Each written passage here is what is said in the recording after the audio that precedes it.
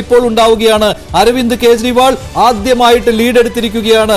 ന്യൂഡൽഹി മണ്ഡലത്തിൽ കേജ്രിവാൾ മുന്നിട്ട് നിൽക്കുകയാണ്. ഇപ്പോൾ മനീഷ് സിസോദിയ ജംഗ്പുര മണ്ഡലത്തിൽ മുന്നിട്ട് നിൽക്കുന്നു. അതേസമയം ഡൽഹി മുഖ്യമന്ത്രി ഇപ്പോഴും 1156 വോട്ടുകൾക്ക് ഇപ്പോഴും അതീഷി പിന്നിട്ട് നിൽക്കുകയാണ്. കേജ്രിവാൾ ലീഡ് നേടി 41 ബിജെപിയുടെ ലീഡ്, ആം ആദ്മി പാർട്ടിയുടെ ലീഡ് 29. കോൺഗ്രസ് ഇപ്പോൾ ഒരു സീറ്റിലും ലീഡ് ചെയ്യുന്നില്ല, ഇല്ലേ? ദേവേന്ദ്ര യാദവ് പിന്നിൽ പോയിരിക്കുകയാണ്. ആം ആദ്മി പാർട്ടിക്ക് നേട്ടമായെന്നാണ് മനസ്സിലാക്കുക. കാരണം 23 നിന്ന് ആം ആദ്മി പാർട്ടി 29ലേക്ക് വരുന്നു. ബിജെപി 47 നിന്ന് 41ലേക്ക് ചുരുങ്ങുന്നു. കോൺഗ്രസ് ഒറ്റ സീറ്റിലും ഇല്ലാത്ത അവസ്ഥയിലേക്ക് പോയിരിക്കുന്നു. അതായത് ആദ്യം മുതൽ ബാദ്ലി മണ്ഡലത്തിൽ കോൺഗ്രസിന് ഒരു സീറ്റിൽ ലീഡ് ഉണ്ടായിരുന്നെങ്കിൽ കോൺഗ്രസ് ഇപ്പോൾ ഒന്നുമില്ല, 0 എന്ന നിലയിലേക്ക് എത്തുകയാണ്. വീണ്ടും കണക്കുകൾ മാറ്റം.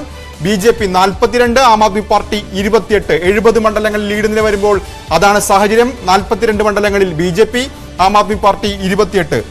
Aam Aadmi party 28, BJP 42. അരവിന്ദ് കേജ്രിവാൾ ന്യൂഡൽഹി മണ്ഡലത്തിൽ മുന്നിലെത്തിയിരിക്കുകയാണ്.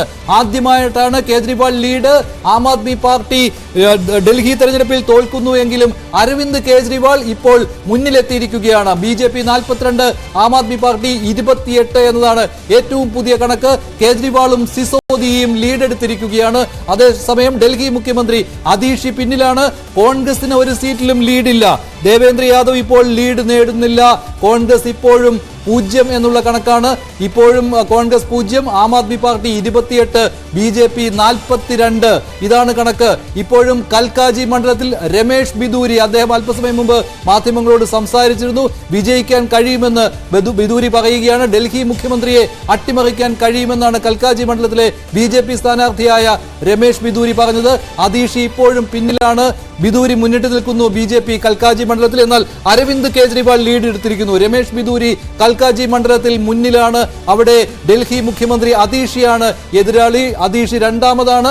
അരവിന്ദ് കേജ്രിവാൾ പക്ഷേ ന്യൂഡൽഹി മണ്ഡലത്തിൽ ലീഡ് ചെയ്യുന്നു. തുടർച്ചയായ വിജയത്തിലേക്ക് കേജ്രിവാൾ വരികയാണോ? ആം ആദ്മി പാർട്ടിയെ ഡൽഹി ജനത കൈവിടുമ്പോഴും ന്യൂഡൽഹി മണ്ഡലം കേജ്രിവാളിനെ തുണയ്ക്കുമോ? കേജ്രിവാൾ ആദ്യമായി ലീഡ് എടുത്തിരിക്കുന്നു. 42-28, 0. അതെ, കാരണം ന്യൂഡൽഹി മണ്ഡലത്തിൽ ഇത്തവണ പഴയതുപോലെ ഈസി വാക്ക് ഓവർ അല്ല എന്ന ആദ്യം മുതൽ സൂചനകളുണ്ടായിരുന്നു. പ്രചാരണ രംഗത്ത് പോലും അത് പ്രകടമായിരുന്നു. പക്ഷേ അത് വോട്ട് എണ്ണുമ്പോൾ പോലും ആ നിലയിൽ തന്നെയാണ് കാര്യങ്ങൾ. കാരണം കേജ്രിവാൾ ആദ്യം 1.5 മണിക്കൂർ പുറകിലായിരുന്നു. ഇപ്പോൾ അല്പം മുമ്പ് മാത്രമാണ് ലീഡിലേക്ക് അരവിന്ദ് കേജ്രിവാൾ വന്നത്. അരവിന്ദ് കേജ്രിവാളിന്റെ കാര്യം മാത്രമല്ല, മനീഷ് സിസോദിയ പോലും അത് തന്നെയായിരുന്നു സാഹചര്യം. അവിടെ ആ മണ്ഡലത്തിൽ ജംഗ്പുരയിൽ ബിജെപി സ്ഥാനാർത്ഥിയായിരുന്നു ലീഡ് ആദ്യ 1.5 മണിക്കൂറിൽ. ഇപ്പോൾ മനീഷ് സിസോദിയും ലീഡിലേക്ക് വന്നിരിക്കുന്നു. ഇനി അതിഷി എന്താകുമെന്നാണ് ചോദ്യം. മുഖ്യമന്ത്രിയാണ് നിലവിൽ. കേജ്രിവാളിന് പകരം മുഖ്യമന്ത്രി പദത്തിലെത്തിയ നേതാവാണ് അതിഷി പക്ഷേ ഇപ്പോഴും പിന്നിലാണ്. അവിടെ രമേഷ് ബിദൂരി ആദ്യം മുതൽ അദ്ദേഹം ലീഡ് ചെയ്യുന്നു. ലീഡ് ഇപ്പോഴും ബിദൂരി തുടരുകയാണ്. അങ്ങനെ നിലവിൽ സാഹചര്യം ബിജെപി നിലവിലെ കണക്കുകൾ അനുസരിച്ച് 10 മണിയാകുമ്പോഴും ബിജെപി നിലവിലെ കണക്കുകൾ അനുസരിച്ച് ഒരു കംഫർട്ടബിൾ മാർജിൻ ഉണ്ട്. ഇനി ആ ലീഡ് നില കുറയുമോ എന്നുള്ളതാണ് ചോദ്യം. 42 എന്ന് പറയുമ്പോൾ കേവല ഭൂരിപക്ഷത്തിൽ നിന്ന് 6 സീറ്റ് ബിജെപിക്ക് അധികമായിട്ടുണ്ട്. അതിൽ ഏതെങ്കിലും തരത്തിൽ മാറ്റം വരുമോ? അങ്ങനെയെങ്കിൽ അല്ലാത്ത പക്ഷം ആം ആദ്മി പാർട്ടി 36 എന്ന മാന്ത്രിക സംഖ്യയിലേക്ക് എത്തുമോ എന്നാണ് ചോദ്യം.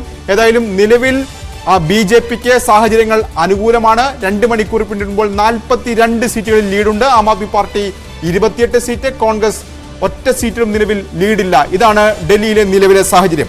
ഡൽഹിയിൽ ഇപ്പോൾ 42-28, 0. കോൺഗ്രസ് ആദ്യം ദേവേന്ദ്ര യാദവിലൂടെ ലീഡ് എടുത്തതാണ്. പക്ഷേ ഇപ്പോൾ ബാദ്ലി മണ്ഡലത്തിൽ ദേവേന്ദ്ര യാദവ് പിന്നിലാണ്.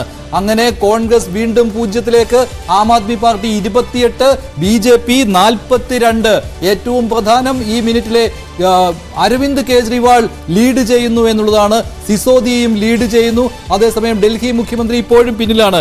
അടുത്ത റൗണ്ടിലെ ഫലം വരുമ്പോഴും ഡൽഹി മുഖ്യമന്ത്രി അതീഷി ഇപ്പോഴും പിന്നിട്ട് നിൽക്കുകയാണ്. പക്ഷേ കേജ്രിവാളും സിസോദിയും ലീഡ് എടുത്തിരിക്കുകയാണ്. ആം ആദ്മി പാർട്ടി 28ലേക്ക് എത്തിക്കുന്നു. അതേസമയം ബിജെപി 42ലേക്ക്.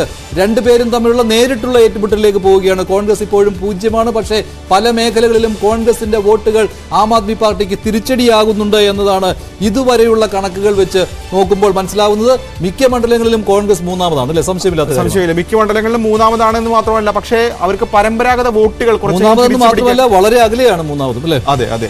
പക്ഷെ ചില കഴിഞ്ഞ തവണത്തെ അപേക്ഷിച്ച് ഏതെങ്കിലും തരത്തിൽ വോട്ടുകൾ അവർക്ക് തിരിച്ചു കൊണ്ടുവരാൻ കഴിഞ്ഞിട്ടുണ്ടോ എന്ന ചോദ്യമാണ് ഉയരുന്നത്. ഏതായാലും അങ്ങനെ സാധിച്ചിട്ടുണ്ടെങ്കിൽ അതിന് നഷ്ടം ഈ തെരഞ്ഞെടുപ്പിൽ ഉണ്ടാകാൻ പോകുന്നത് ആം ആദ്മി പാർട്ടിക്ക് തന്നെയാണ്. ഇപ്പോൾ ഏതായാലും വീണ്ടും കണക്കുകളിൽ മാറ്റം. 43 സീറ്റുകളിൽ BJP, 44 44 ആം ആദ്മി പാർട്ടി 26, കോൺഗ്രസിന് ഒറ്റ സീറ്റിലും ലീഡില്ല. 44, 26 കോൺഗ്രസ് ഒറ്റ സീറ്റുമില്ല. ഇതാണ് ന്യൂഡൽഹി മാറിയിട്ടില്ല അല്ലെ? ന്യൂഡൽഹി മാറിയിട്ടില്ല, ഇപ്പോഴും അങ്ങനെ തന്നെയാണ്. ഈ 44 എന്ന BJPയുടെ ലീഡ് കൂടിയപ്പോൾ അതിൽ ന്യൂഡൽഹി കൂടി എത്തിയിട്ടുണ്ടോ എന്നുകൂടി നോക്കേണ്ടിയിരിക്കുന്നു. ന്യൂഡൽഹി വന്നിട്ടില്ല. ന്യൂഡൽഹിയിൽ ഇപ്പോഴും അരവിന്ദ് കേജ്രിവാൾ തന്നെ ലീഡാണ് അല്ലെ? അതെ, ഇപ്പോഴേതായാലും അതിശ ഒഴിച്ചു നിർത്തി കഴിഞ്ഞാൽ എല്ലാ നേതാക്കളും ആം ആദ്മി പാർട്ടിയുടെ പ്രധാനപ്പെട്ട നേതാക്കളെല്ലാം ലീഡിലേക്ക് വന്നു എന്നുള്ളതാണ് പ്രധാനപ്പെട്ട കാര്യം. അരവിന്ദ് കേജ്രിവാൾ ന്യൂഡൽഹിയിൽ ആദ്യം പുറകിലായിരുന്നു, ഇപ്പോൾ ലീഡ് ചെയ്യുന്നു.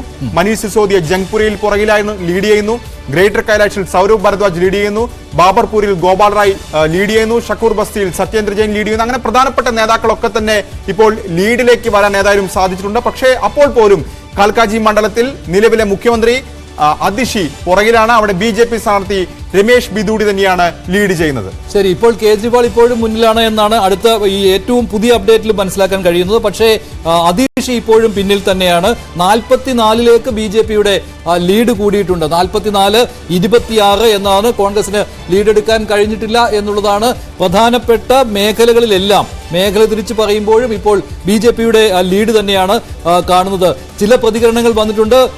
ബദൂരിയുടെ പ്രതികരണം വന്നിട്ടുണ്ട്. കൽക്കാജി മണ്ഡലത്തിൽ എന്തായാലും താൻ ജയിക്കുമെന്നുള്ള ആത്മവിശ്വാസം അദ്ദേഹം മാധ്യമങ്ങളോട് പ്രകടിപ്പിക്കുകയാണ്. ന്യൂസ് 18-നുമായിട്ട് അദ്ദേഹം സംസാരിച്ചിരുന്നു. ഡൽഹി മുഖ്യമന്ത്രിയെ തോൽപ്പിക്കാൻ കഴിയുമെന്നാണ് അദ്ദേഹം പറയുന്നത്. എന്തായാലും ചില പ്രതികരണങ്ങൾ പലയിടത്തു നിന്നും വരികയാണ്. ആം ആദ്മി പാർട്ടി പക്ഷേ തോൽവി സമ്മതിച്ചു എന്നൊരിടത്തും പറയുന്നില്ല അല്ലെ?